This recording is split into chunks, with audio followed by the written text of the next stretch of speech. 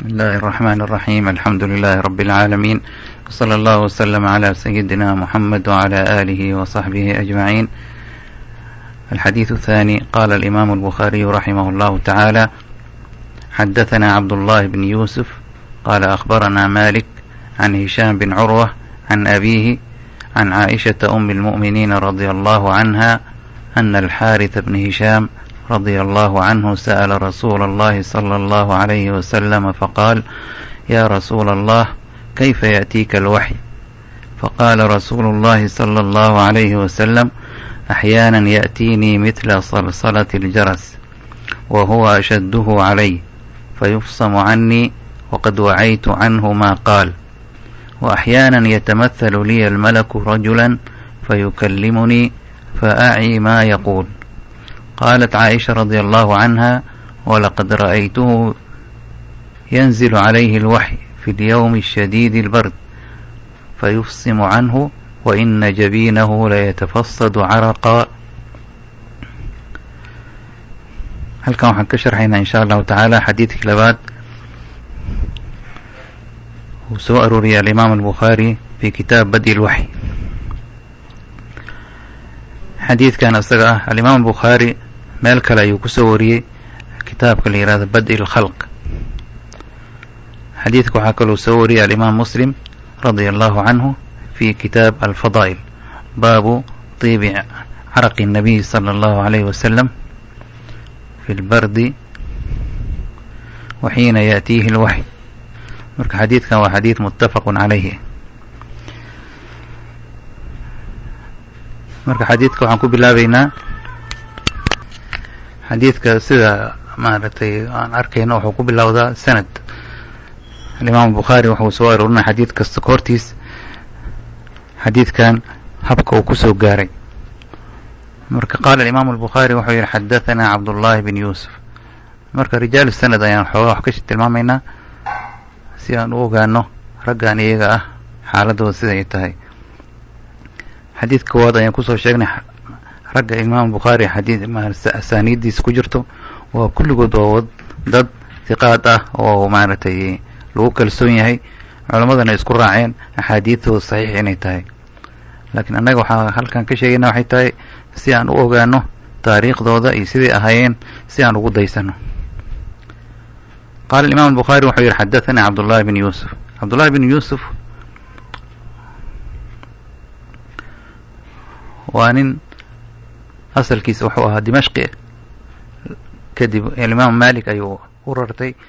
alimaam malik ayuu kitaabkii almuwata ka soo bartay, kadib masr ayuu degay qaryo la yihahdo atiniis. marka culamada dhan waxay isku waafaqeen ninkan inuu ahaa dadka alimaam malik muwata ka soo qaatay ninkii labaad oo xagga kalsoonida markii la arko. alimaam albukhaari wuxuu yihi: kana min ahbat الshaamiyiin.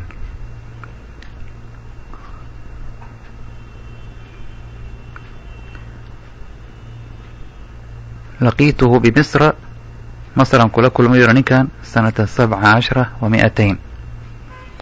muwata ayuu ka maqlay alimaam albukhaari ninkan kitaabka almuwata oo alimaam malik u alifay. marka cabdullahi bin yuusuf almasri atiniisi alimaam bukhaari axaadiid badan ayuu ka wariyey. waxay gaaraya inay yidhahdaan 236 xadiid. marka nin wuxuu alimaam bukhaari aada ugu kalsoon oo maaragtay sidaas darteed axaadiidtiisa ayuu ictimaaday.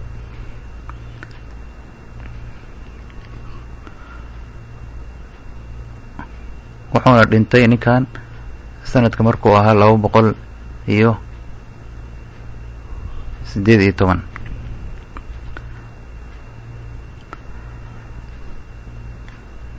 qaala alimaam albukhaari wuxuu yihi: xadahanaa cabdullaahi bin yuusuf qaala akhbaranaa malik. ninka labaad waa alimaam malik oo aan naqaano, waa imaamu daar alhijra. magaciisana waxaa la yidhaha malik bin anas bin malik alasbuxi alximyari abu cabdillaah almadani. waa nin imaam oo hiqa ah oo a'imada afarta ka mid ah. alimaam malik wuxuu deganaa magaalada madiinati rasuulillahi sala allahu alayh wasalam 900 oo sheikh ayuu wax ka bartay. 300 waxay ahayn taabiciin, 600na waxay ahayn taabici taabiciin. dadka oo asaga wax ka qaadanayay waa dad asaga oo soo doortay oo diintooda iyo fahamkooda yani 2 shardi ayuu ka fiirinaya ninkan inuu yahay nin diinta fahmay oo ku camal falay iyo nin yani xifdinaya axaadiistiisa iyo cilmigiisa xifdinaya yaquumu bixaqi riwaaya wa shuruutiha. dad badan wuxuu arkay oo ahlu diin ah oo salaax ah laakiin aan dabtinaynin axaadiista, marka kuwaa dhan faraha uu ka qaaday. marka saas darteed alimaam malik axaadiista uu soo wariyo waa axaadiis lagu kalsoon yahay. alimaam shaafici wuxuu yidhi idaa ja'aka alxadiidu can malik fashudda bihi yadayk. xadiid hadduu kuu yimaado oo laga warinayo xadiidka alimaam malik, xadiidka labada gacan ku qabso, maxaa yeele waa xadiis saxiixa. alimaam bukhaari intuusan kitaabka alifin, kitaabka imaam malik ayaa wuxuu ahaa asaxu kitaabin calaa wajhi alard. alimaam malik waracnimadiisa waxaa ka mid ahayd hadalka uu yidhi maa jalastu lilfutya xataa shahida lii 70 shaykhan min ahli اlcilm. cilmigan uma fadhiisan dadka inaan baro oo aan maarata u fityoodo diinta ilaahay inaan ku fityoodo ilaa ay markhaati iga noqdeen 70 caalim oo culamada cilmiga lagu yaqaano ah in aan ahal u ahay arrintaas iyada. xataa ardaydiis mid ka mid ayaa weydiiyey, wuxuu yidhi haddii fulaan iyo fulaan uu ku idmi lahayn ka waran, uu ku dhihi lahay maaragtay arrintan ka joogsa, waan ka joogsan lahaa wiirama. waxay taas tusinaydaa cilmigan inuu u barto ilaahay dartiis, cilmigan inuu u fidinayo ilaahay dartiis. marka alimaam malik caalim keliya ma ahayn, laakiin wuxuu ahaa nin maarata cilmiga ku camal falo, nin zaahid ayuu ahaa. wuxuu dhihi jiray laysa الzuhdu faqd almaal wa inama الzuhdu faraagu اlqalbi canhu. amwaal badan ayaa loo soo hadiyeyn jiray markii cilmigiisa uu fiday oo maarata caalamulislaami dhan laga bartay, dad badan ayaa wax usoo hadiyeyn jiray. fakana yufariquha calى asxaabihi wa asxaabuhu yufariquunaha fi wujuhi اlkhayri muwaafaqatan lificlihi. marar ka mid ah waxaa alimaam shaafici wuxuu arkay ra'aytu calى baabi malik dawaaban, ayaan arkay maarata oo loo soo hadiyey oo fardo oo khuraasaan ama masr laga keenay oo aad u wanaagsan. markaas waxaan dhahay yidhi ma axsanu hadihi dawaab. imaam malik wuxuu yidhi hiya hadiyatun minii ilayk, qaado kulligeed. markaas waxaan dhahay yidhi dac linafsika minha daaba, hadaa laguu soo hadiyay hal xaba ka qaado oo aa kortid. markaasuu yidhi inii la astaxyi min allahi an aطأa turbatan fiiha nabiy llahi salى اllahu alayh wasalam bixaafiri daabatin. taa waxay tusinaydaa ta'aduban maca nabiy alayhi الsalaatu wasalaam. waxaan ka xishoonaa yidhi ilahay ka xishoona in aan daaba aan koro meel nebiga calayhi الsalaatu wasalaam uu ku duugan yahay.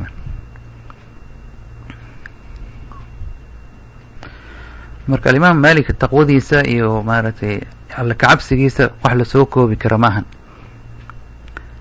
ilaahay subxaana watacaala maaragtay oo nin oo dhowray ayuu ahaa, maaragtay jacaylka nebiga calayhi الsalaatu wasalaam oo u qabo. nin wuxuu ahaa aad iyo aad maaragtay axaadiista marka uu sheegayo yani soo qubaysan jiray, soo labisan jiray, soo catirin jiray, isagoo ixtiraamaya qadarinaya axaadiista nebiga calayhi الsalaatu wasalaam. alimaam alxaafid abu naciim alasbahani kitaabka uu qoray xilyaة اlawliyaa waxa uu ku sheegay, wuxuu yidhi isagoo ka warinaya alimaam malik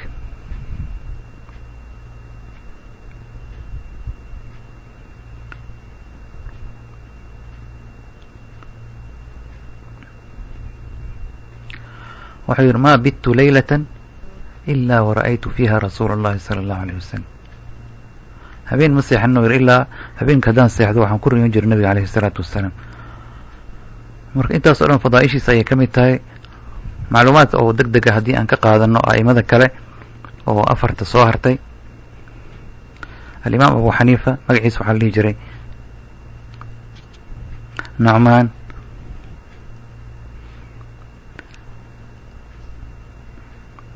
wuxuu ahaa nin maaragtay taabici ah oo saxaabo la kulmay, wuxuuna dhintay magaalada baqdaad ayuu ku dhintay sanata 50 و 100 asagoo jiro 70 sano. alimaam الshaafiعي maxamed bin idriis wuxuu ku dhintay masr asagoo jiro 200 yani markay ahayd sanadka 204 asagoo jiro 54 sano. alimaam axmed bin xambal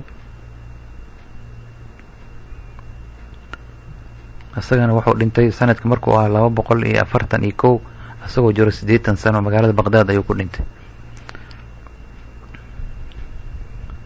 imaamka shanaad oo culamada ay ku daraan waxa sufyaan athawri, isagana wuxuu dhintay sanadka markuu ahaa 161 asagoo jiro 64 sano.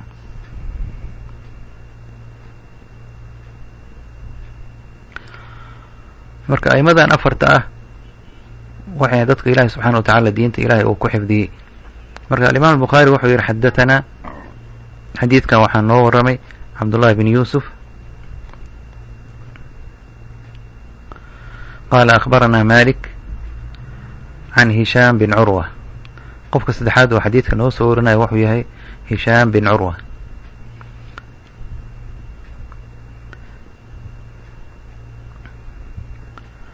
hishaam bin curwa bin الزبير بن العوام القرشي الأسدي أبو المنذر wuxuu nin taabici oo yar cabdullaahi bin cumar ayuu arkay oo u duceeyey iyo jaabir bin cabdillaah. waxaa la dhalay markii la dilay alxusein bin cali radi allahu canhu sanadka markuu ahaa 61. baqdaad ayuuna ku dhintay hishaam bin curwa sanadka markuu ahaa 145. marka wuxuu waa nin maaragtay hiqa ah oo culamada dhan isku waafaqsan yihin inuu yahay nin hiqa ah. isagana xadiidka wuxuu ka warinaa aabihiis curwa bin الزubayr bin alcawaam oo ahaa taabici jaliil ah oo culamada dhan isku waafaqsan yihiin jalaaladiisa iyo imaamadiisa iyo kahratu cilmihi wa baraacatihi. wuxuuna ahaa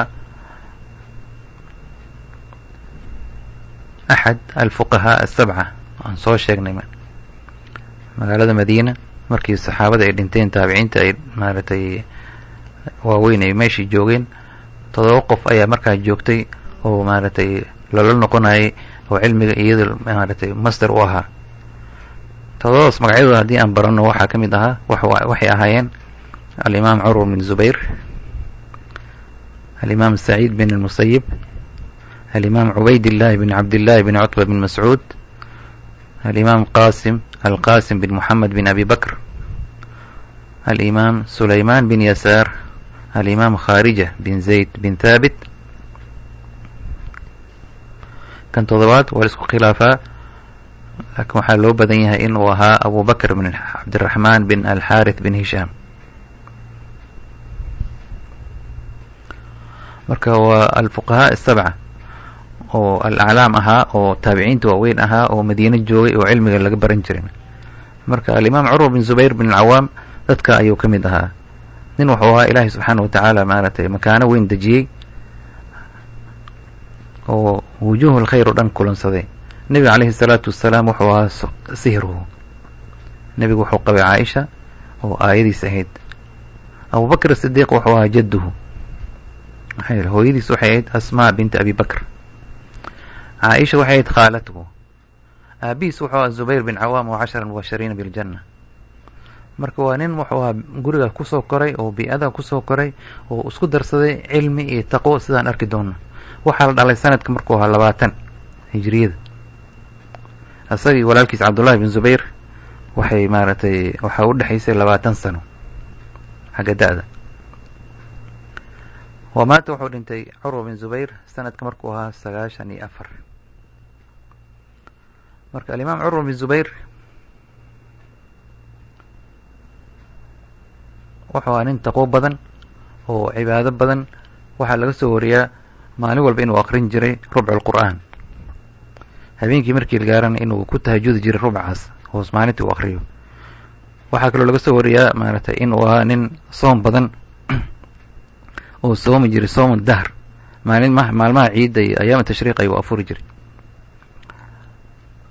wuxuu ahaa nin ilaahay subxaana wa tacaala ku xiran oo maaragtay taqwo badan oo sabar badan ayuu ahaa. ilaahay subxaana wa tacaala imtixaan ayuu marsiiyey. waxaa dhacday mar asagoo u safray daar alkhilaafa, lugta ayaa waxaa ugu soo baxay nabar oo marad ayaa lugta ka galay. atibadii markaa joogtay o dhan waxay isku waafaqeen maaragtay in ay haddii rabo inuu ninkaa badbaado lugta in laga gooyo qasab ay tahay, haddii kale maradka ayaa lugti ku fidaaya.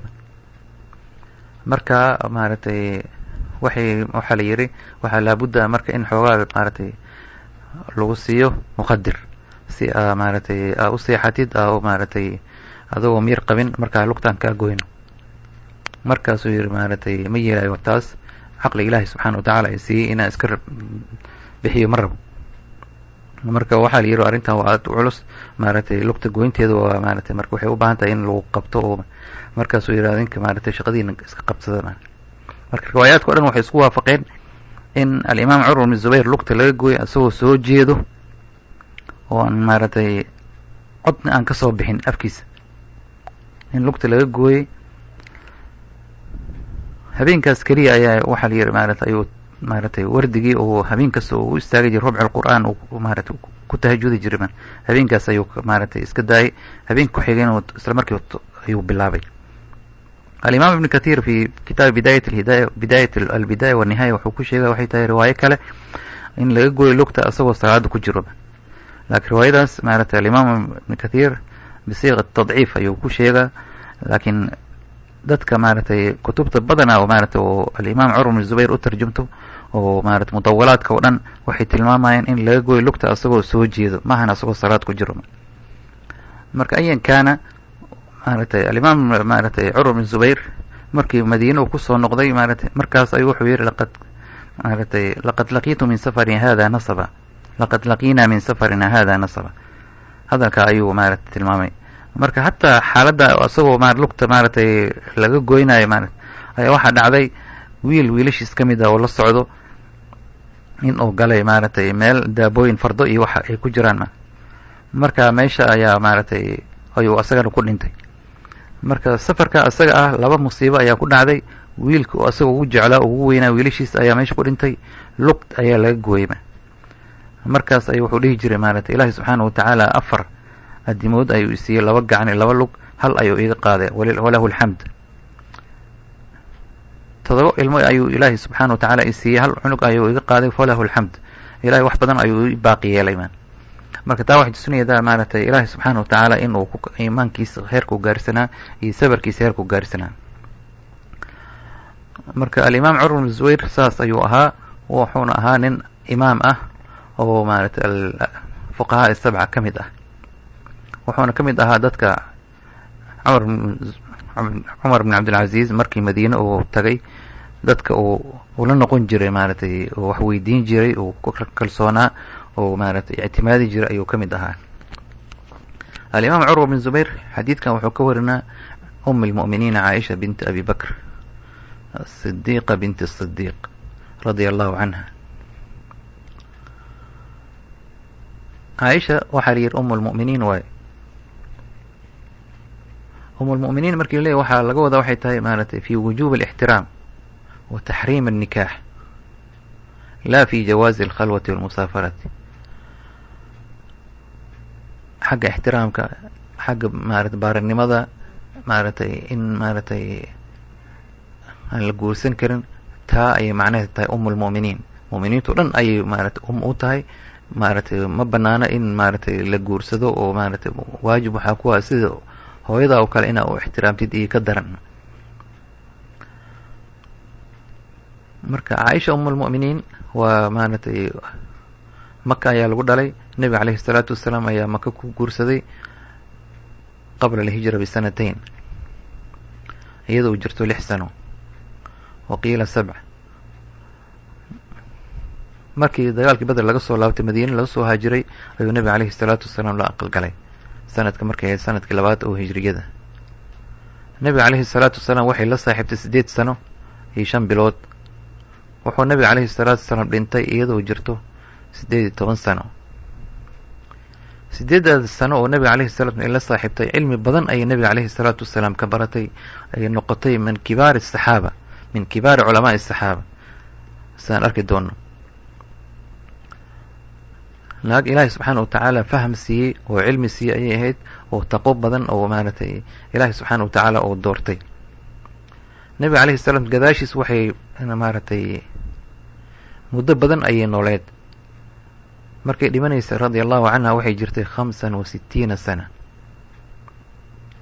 waxayna ka mid ahayd axad الستة aladiina hum akharu الصaxaabati riwaayatan, saxaabada kuwa ugu axaadiid badan markii la tiriyo 6 qofood ugu axaadiid badan ayay ka mid ahayd. nabiga alayhi salaam waxay ka warisay 2210 xadiid ayay ka warisay radia allahu canha. alimaam albukhaari wa muslim axaadiidta waxay iska waafaqeen oo muttafaq caleyhi ka ah 174. marka almu'miniin caaisha waxay ahayd min akbari fuqahaa'i asaxaaba. abu muusa alashcari wuxuu dhihi jiray radia allahu canhu, idaa istashkala calayna amrun, saxaabadii haddaan nahay amar haddii aan maaragtay oo naga dheh galo aan u baahno tafsiir, iyada ayaa ula noqon jirin radia allahu canha. marka waxay ahayd maaragtay qof sidiiqad ah oo abubakr sidiiq aabeed ah oo ilaahay subxaana wa tacaala bari yeelay fowqa 7 samaawaat. madiine ayay ku dhimatay radia allahu canha. abu hurayra radia allahu canhu ayaa ku tukaday oo imaam ka ahaa salaadaas. xadiidka waxaan arki doonaa waxaa ku jiro saxaabi kale oo la yihahdo alxaarith bin hishaam. alxaarith bin hishaam bin almugiira bin cabdillahi bin camr bin makhzuum almakhzuumi. ninkaas saxaabiga wuxuu ahaa abu jahl walaalkiis ayuu ahaa, shaqiiq ayuu abu jahl ula ahaa min abaweyh. abu jahl calayhi ma yastaxiqu min allahi subxaana wa tacaala. ninka wuxuu ahaa nin shaqi ah, maxaa yeele haddii aan fiirino wuxuu lahaa 4 walaalo, kulligood way soo wada islaameen, xataa hooyadiis ayaa soo islaantay. abu jahl wuxuu lahaa 4 walaal oo la dhihi jiray alxaarith iyo salama, khaalid, alcaas, kulluhum aslamuu. xataa hooyadiis oo la dhihi jiray salma way soo islaantay, wahiya saxaabiya. wiilashiisa cikrima wuu soo islaamay, gabadhiisa way soo islaantay. subxaana allah. marka alxaarith bin hishaam dagaalkii beder gaal ayuu ahaa, gaalada safkeeda ayuu ku jira, wuu maarata dadkii jabay oo maarata maka u cararay ayuu ka mid ahaa, laakiin wuxuu soo islaamay maalintii fatxi maka. islaamkiisana wuu wanaagsanaaday. nabiga calayhi salatu wasalam yowma xunayn wuxuu siiyey 100 oo geel ah radia allahu canhu. marka wuxuu ahaa nin maaragtay saxaabi fiican oo maaragtay qur-aanka si fiican u barto oo maaragtay taqwo badan, jihaadkan ka qayb galo. waxaa lagu dilay radia allahu canhu dagaalkii yarmuuk sanadka markuu ahaa 15 radia allahu canhu. ninkaas saxaabiga alxaarith bin hishaam ayaa isagan sanadka ku jiro. marka xadiidka maaragtay haddaan u noqono, qaala imaam albukhaari wuxuu yihi xadahanaa, waxaa noo waramay xadiidka cabdullahi bin yuusuf. qaala akhbaranaa wuxuu yihi waxaa xadiiska isagoo noo waramay malik oo ah malik bin anas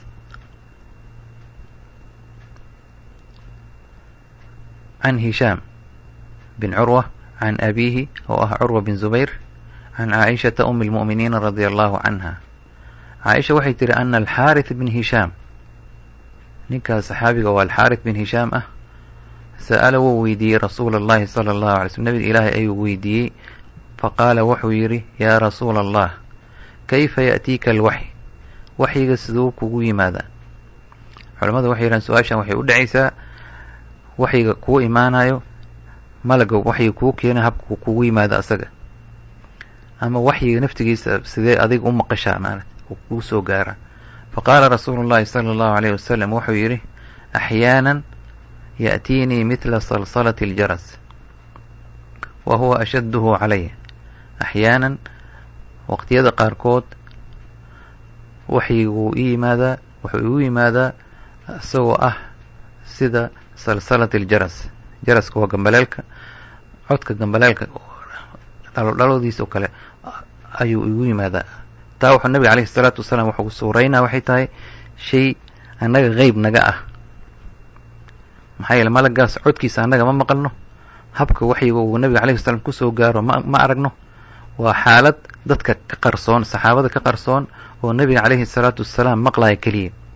marka xaaladda koowaad waa xaalad dadka caadiga ka qarsoon oo annaga qeyb naga ah, oo nabiga calayhi salaatu wasalaam keliya haleeli karo ma. laakiin saxaabada nabiga calayhi salaam la joogo waxay arkayeen nabiga calayhi salaatu wasalaam calaamaad oo ka muuqanayso asaga calayhi salaatu wasalaam oo tusinaydo in waxyigii uu u yimid oo nabiga calayhi salaatu wasalaam markaan loo waxyoonayo isaga. calaamaadkaas waxaa ka mid sida xadiiskan ku cad oo caaisha ay tiri walaqad ra'aytuhu yanzilu calayhi alwaxyi fi lyawm ashadiid albard,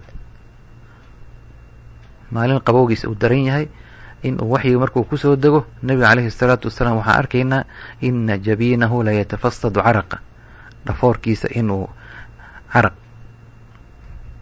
dhidid kasoo burqanayo oo kasoo daadanayo. calaamada labaad nabiga calayhi salatu wasalaam lagu garan jiray waxayd markuu waxyi u yimaado nabiga calayhi salaatu wasalaam culays ayaa kori jiray. xataa nabiga calayhi salatu wasalaam haddii uu saaran yahay daabad oo geel uu saaran yahay, geelaas saxaabadu waxay dareemayaan geela inuu fadhiisan rabo culays ka saaran darteed.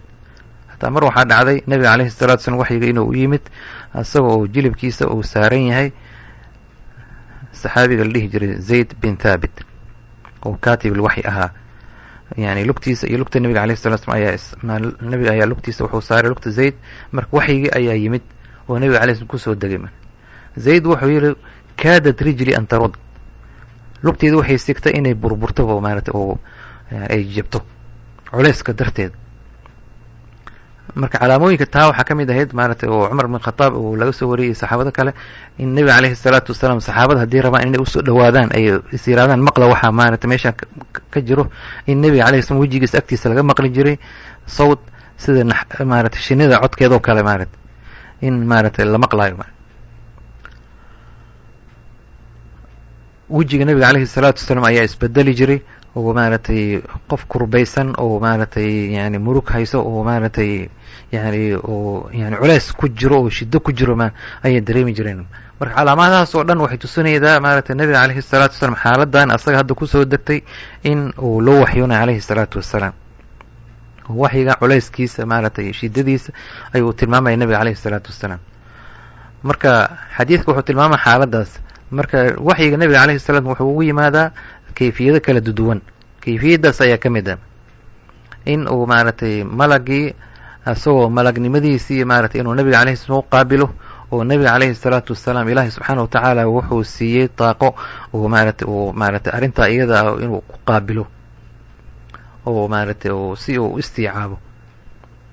marka nabiga wuxuu ku matilay calayhi salaam xaaladaas wuxuu leeyahy mithla salsalati aljaras, gambaleelka dhalowdiisa culayska codka isku daba dhacayo oo oo yani awal iyo aakhir aan kala lahayn oo hadal isdaba dhacayo oo cod culamadu waxay ku matalan waxay yidhahdaan kaas wuxuu yahay malaga garbihiisa oo isku dhadhacayo sida nabiga calayhi salaatu wasalaam meel kale uusan u fiirinin oo tarkiis oo u saaro oo arrinta iyada ah keliya inuu xooga saaro oo yani fahamkiisa iyo maskaxdiisa iyo wacyigiisa iyo qalbigiisa o dhan meesha inuu usoo jihidiyo si oo waxaan qalbigiisa ay u galaan oo qalbigiisa ay ugu sugnaadaan. qaarna waxay yidhahan may waa codka malaga ayaa codkaa cod aada u weyn oo culus oo nabiga calayhi salaatu wasalaam ayuu qaabila calayhi salaatu wasalaam.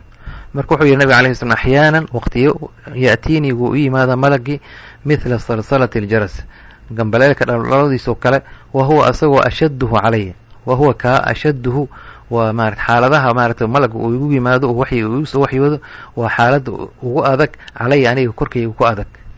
fa yusam markaa wuu feedmaa canii, xaaladaas way iga feedantaa anigoo waqad wacaytu aan koobay canhu malagii xaggiisa maa qaala wuxuu yidhi aan xifdiyey oo qalbigay ku sugnaatay waxyigii oo yani aan xifdiyey ayuu xaaladaas iga zuushaama ama malagii ayaa iga baxo xaaladda anigu markaa wixii uu iisoo waxyooday qalbigayga ku sugnaaday.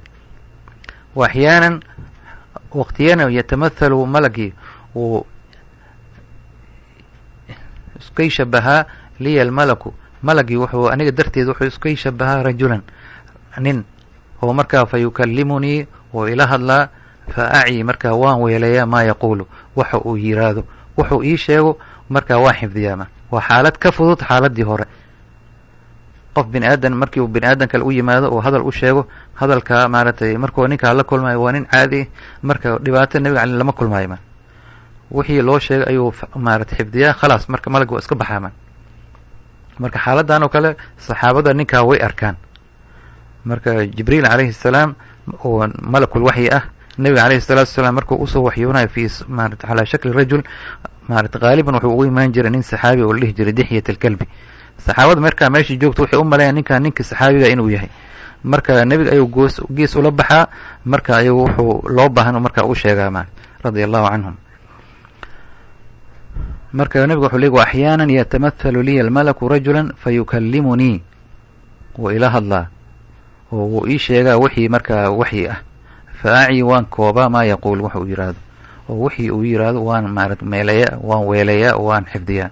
qaalat caaisha radia allahu canha waxay tiri iyadoo markaa adkaynayso xaaladii hore walaqad ra'aytuhu waxaan ku dhaartay wallahi laqad ra'aytuhu waan arkay tir nabiga calayhi salaatu wasalaam yanzilu calayhi alwaxyi waxyiga asagoo kusoo degaya ayaan arkay fi lyawmi shadiidi albard maalinta qabowgiisa uu daran yahay oo maalin dadka dhan ay jaraynayaan oo qabow uu jiro oo maaragtay ayaan arkay oo nabiga waxii kusoo degayo oo fa yufsimu canhu oo waxyigaa markaa uu ka feedmaayo wa ina jabiinahu walxaal ina jabiinahu maaragtay nabiga alayh slam dhafoorkiisa la yatafasadu caraqan dhidid oo ka shubmaayo oo ka daadanayo. marka xadiiskan waxaa laga faa'idaysanaya waxay tahay xaalaadka maaragtay malaku jibriil nabiga calayhi الsalaatu wasalaam uu u yimaado waa xaalaat اlwaxy.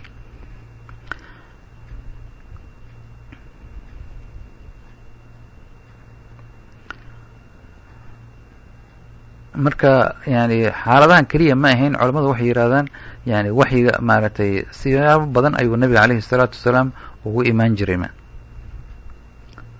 sida riwaayaad yani laga faa'idaysanayo marka cumuuman ilahi subxaana watacaala aayad ayuu qur-aanka ku sheegay oo yihi wamaa kana libasharin an yukalimahu allahu ila waxyan aw min waraa'i xijaabin aw yursila rasuula fayuuxiya ilayhi yani aayaddaas waxay tilmaamaydaa yani suwar alwaxy aqsaamta uu leedahay in maaragtay ilaahi subxaana watacaala oo rasuulkii uu la hadlo waa suwar alwaxy ilahay inuu nebi oo asaga usoo waxyoodo sida nabiy llahi muusa ilahay hadalkiisa uu maqlay nebiga calayhi الsalaatu wasalaam markii la dheemiyey ilahay subxaana watacaala hadalkiisa uu maqlay. qeybta labaad in ilaahi subxaana watacaala malaga uu usoo diro malagaas marka maarata uu usoo gudbiyo waxa maarata waxyiga loo waxyoonaya nebiga calayhi الsalaatu wasalaam. marka malagii marka inuu ugu yimaado malagnimadiisii ama xaaladii haddaan sheegnay mithla salsalat aljaras iyo in ugu yimaado calaa suurati insaan maaragtay kayfiyad badan ayuu malag ugu yimaadaa ama in uu maaragtay ilaahi subxaana watacaala maarata nebiga qalbigiisa uu maaragtay ku ilhaamiyo oo kusoo tuuro maxaa la yihahdaa ama jibriil maaragtay nebiga qalbigiisa uu ku tuuro waxyigii sida xadiidka uu leeyahay ina ruuxa alqudus nafatha fi ruuci ana nafsa lan tamuuta ila ida istakmalat ajalha. xaaladda kale waa in maaragtay ilaahi subxaana watacaala nebigiisa uu waxyoodo asagoo jiifo fi lmanaam sida maaragtay qisatu nabiy llahi ibrahim inii araa fi lmanaami anii adbaxuka fandur maada tara iyo nebiga alayhi الsalatu wasalaam oo arkay marat laqad kaana yani nebiga alayh الsalatu wasalaam maarata ruyooyinka sida xadiida caaisha maaragtay aan kusoo sheegi doono xadiidka saddexaad.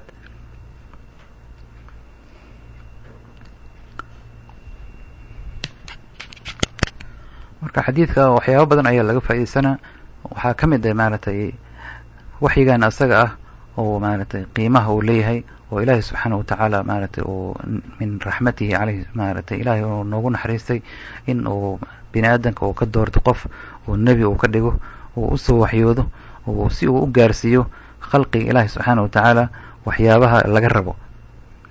marka waxyigan asaga ah oo aan soo sheegnay muxaadaradii koowaad oo xadiidka koowaad sharxiisa aan ku sheegnay nebiga calayhi الsalaatu wasalaam waxyiga loo soo waxyooday 3 qeyb ayuu u qeybsamaa qur-aankan iyo alxaadiid alqudsiya iyo alaxaadiid annabawiya. intaas oo dhan wada waxyi ah. marka waxaan dareemaynaa kale maaragtay sida ilaahay subxana watacaala qur-aanka uu uu ku sheegay inaa sanulqi calayka qawlan thaqiila. marka waxyigan asaga ah oo qur-aanka ah maaragtay waa shay qaali ah oo culus oo nebiga calayhi salaatu wasalaam markii loo soo waxyoonayo dhib kala kulmi jiray. marka annaga waxaa noo haboon marka maaragtay inaan ihtimaam aan siino, maxaa yeele waxyigan waa shay maaragtay yani ilaahay agtiisa ka yimid oo ilaahay hadalkiisa ah subxaana watacaala oo maaragtay weyn. allahu nazla axsana alxadiidi kitaaba mutashaabiha mathaniya taqshaciru minhu juluud اladina yakshawna rabahum low anzalna hada alqur'ana calى jabalin lara'aytahu khashican mutasadican min khashyaة اllah wakadalika awxaynaa ilayka ruuxan min amrina. yani qur'aankan sifaadka uu leeyahay waa ruux, waa xayaat maaragtay ya ayuha aladina aamanuu aطiicu اllaha waaطiicuu rasuula ida dacaakum lima yuxyiikum. marka waa noloshayni waay waa maaragtay waa shay maaragtay qofka bini aadamka uu ku noolaanayo oo xayaa uu ku gaarayo ilaahay subxaana watacaala maaragtay yani caalam kale uu maaragtay jannadii ilaahay subxaana watacaala ay raadi ahashiisa ku gaarayo. marka waxaa loo baahan yahay maaragtay arrinta iyada waxyigan asaga ah in aan qadarino oo aan qiimayno oo aan maaragtay si fiican loo barto. marka maaragtay annaga waxaan isku dayayna marka xadiid walba maaragtay iyo xadiidka labaad fatra inay udhexayso si xadiidkan maaragtay sanadkiisa iyo lafdigiisa aa u xifdisid, macaanidiisa aa u ogaatid, isku daydid marka inaa maaragtay faa'iidooyinkiisa aa ka qaadatid. وصلى الله وسلم على نبينا محمد وعلى آله وصحبه أجمعين.